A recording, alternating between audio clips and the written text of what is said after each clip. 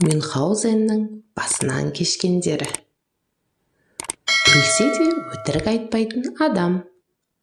Мұрны қолағаштай, шынашақтай шағын шал тас пештің жанында бастан кешкен хикаяларын көбейтіп отыр.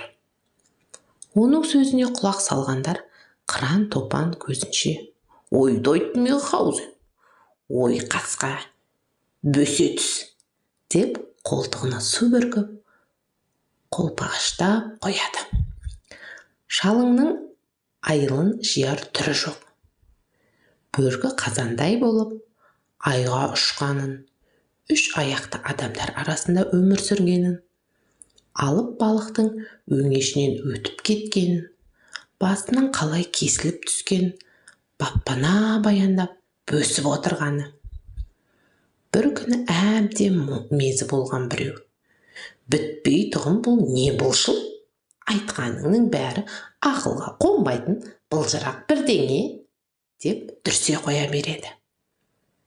Шал сонда қабағын түйіп салмақпен: «Маған етене жақын болған мырзалар, бекзада, әкім қара, сұлтандардың бәрі мені өлсе де өтірік айтпай тұғын дүниедегі ең шыншыл адам деуші еді», депті.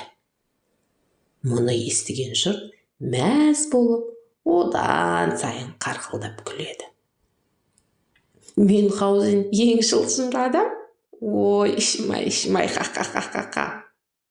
Мюнхгаузен олардың сөзін шыбын шаққан құрлы көрмейді. Бұғының басына өсіп шыққан ғажайып ағаш туралы әңгімесін бастап кетеді. «Ағаш? Бұғының басында деймісің е?» «Иә, ағаш болғанда, кәдугілі шие ағашы, өне бойы уылжыған, тәп-тәтті шиеге толы». Бұл әңгімелердің бәрі осы кітапта баяндалды.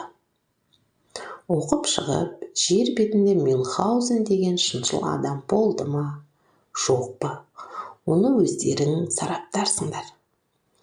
Өседі, өскенде қандай кәдімгі шие ағашы, жемісінің дәмі қандай, дәм тіл үйіреді.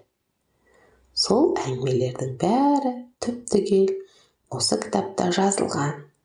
Жер бетінде Мюнхгаузен деген дөкейден өткен шыншыл адамның болған-болмағанын оқып көріп, өздерің пайымдарсыңдар.